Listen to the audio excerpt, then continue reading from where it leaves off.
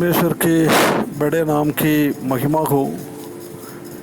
परमेश्वर ने एक और अवसर हमारे जीवन में दिया है कि सुबह के टाइम प्रभात मनन में कुछ बातें मनन करने के लिए हर एक प्रिय भाइयों बहनों को प्रभु यीशु मसीह के मीठे और पवित्र नाम से जय मसीह की। पिछले दिनों में हम उत्पत्ति की किताब 33 अध्याय से कुछ बातें मनन कर रहा था। एसाव और याकूब का मुलाकात 1 से लेकर 17 पद तक हमने मनन किया है। आज हम 18, 19, 20 पद से कुछ बातें देखें। उत्पत्ति की किताब 33 अध्याय 18, 19, 20। 18 पद में ऐसा लिखा है, और याकूब जो पद्दनराम से आया था सो कनान देश के शेकेम नगर के पास कुशल क्षेम से पहुंचकर नगर के सामने डेरे खड़े किया है। पद्दनराम से परमेश्वर ने उसको बुलाया, कहाँ जाने के लिए? मैं कहाँ तुमको दर्शन दिया है, बेथेल की ओर जाने के लिए।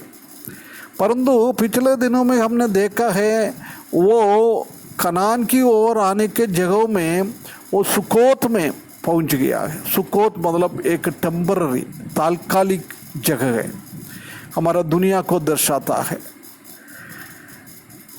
हम इस दुनिया में रहने के लिए परमेश्वर ने हमको नहीं बुलाया है।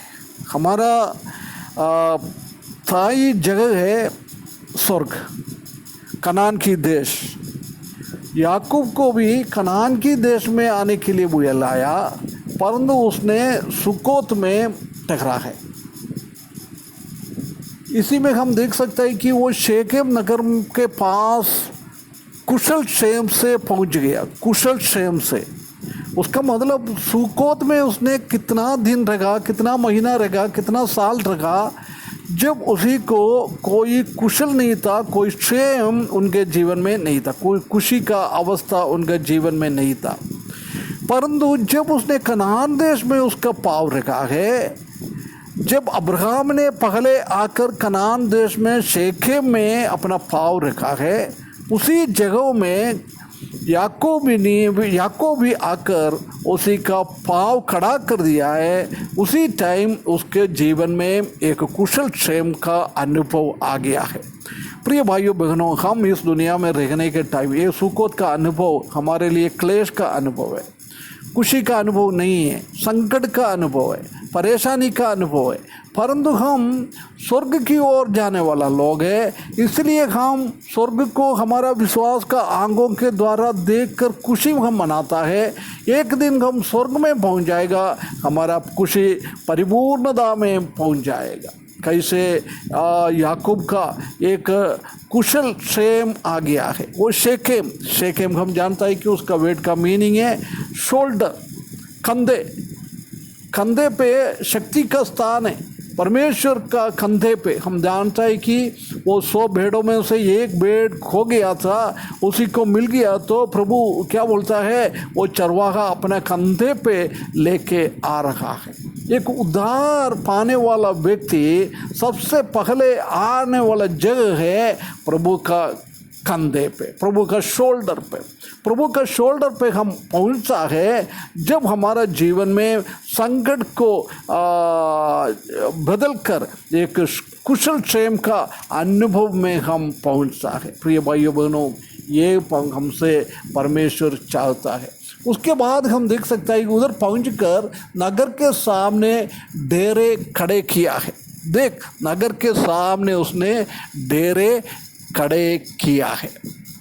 उसने नगर के सामने वो डेरे खड़ा कर दिया है। अच्छा है, एक प्रोमिस लैंड में उसने पहुंच गया है। प्रभु का वाक्य के हिसाब से वो जगहों में पहुंच गया है। उधर उसने अपना डेरा कर दिया है, ये बहुत बड़ी एक बात है। परंतु उसके जीवन में फिर भी पूर्ण रीति से परमेश्वर का वचन को वो आज्ञाकारिता नहीं किया है। उसको परमेश्वर ने बताया था कि उत्पत्ति 31 का 13 में जब वो पथनारा में था, मैं कहाँ तुमको दिखाया, दर्शन दिया है, वो बेथेल की ओर जाने के लिए परमेश्वर ने आज्ञा दिया था, परंतु उसने बेथेल में नहीं आया। ये अवस्था को हम देख सकते हैं कि फिर भी उनका जीवन में वो शेकेम के अनुभव तक आ गया है, ये बहुत बड़ी बात है। उसी के द्वारा उनके जीवन में खुशी का अनुभव आ गया है। प्रिय भाइयों बहनों, हमारे जीवन में भी ऐसी खुशी का अनुभव हमारे जीवन में आने के लिए हम वो शेकेम नगर की ओर देखते हुए हमारा डेरे, हमारा स्वर्ग की ओर देखते हुए हमारा डेरे इस दुनिया में लगाना है। ये डेरे हमको एक दिन छोड़कर जाना है, ये बात को हम देख सकता है। 19 पद में, और भूमि के जिस खंड पर उसने अपना तंबू खड़ा किया उसने शेकेम के पिता हमोर के पुत्रों के हाथ से 100 किसितों में मोल लिया है। देख, उसने उधर क्या खड़ा कर दिया है, अपने तंबू खड़ा कर दिया। पिछले दिनों में हम देख सकता है कि उसने शेकोब में उसने घर बनाया, परंतु इधर कनान में आके उसने तंबू खड़ा कर दिया। कितना एक अच्छा नमूना का अनुभव। उसने वो गलतियों को सुधारते हुए परमेश्वर के वचन में वापस आ गया है। ये शेकेम के अनुभव में वो आप वापस आ गया है। उसके बाद 20वें पद में हम देख सकता है कि और वहाँ उसने एक वेदी बनाकर उसका नाम एले लोहे इस्राएल रखा है। एक वेदी बनाया है। हम जानता है कि उसने पूर्ण रीति से परमेश्वर का आज्ञा को पालन नहीं किया है। वो यदि बेथेल में जाकर एक वेदी बनाएगा तो कितना अच्छा होता था। वेदी अच्छी बात है, परंतु वेदी से भी बढ़कर हमारे जीवन में पूर्ण रीति से परमेश्वर का वचन को आज्ञाकारिता करना वो बहुत ज़रूरी है। शमूएल एक बार शाऊल से बताया है कि तुम सैक्रिफाइस, एक वेदी बैठाने से भी पहले अच्छा है, बहुत काफ़ी अच्छा है परमेश्वर का वचन को आज्ञाकारिता करना, वो बहुत फार बेटर है। उसी के बाद पूर्ण रीति से आज्ञाकारिता पालन करते हुए फिर वेदी बनाना, सैक्रिफाइस करना, ये बहुत एक बड़ी बात है। जब तक याकूब ने अपना जीवन खराब कर दिया और वो अनाज्ञाकारिता का जीवन बिताया, उसी के द्वारा याकूब के जीवन में, उनका परिवार में कुछ कठिनाई और तकलीफ आ गई होगा। इसलिए शेकेम में आके उसने खुशी का अनुभव में आ गया है। प्रिय भाइयों बहनों, हम इस दुनिया में रहने के टाइम कोई खुशी नहीं मिलता है, कोई अच्छा नहीं है, परंतु जब हम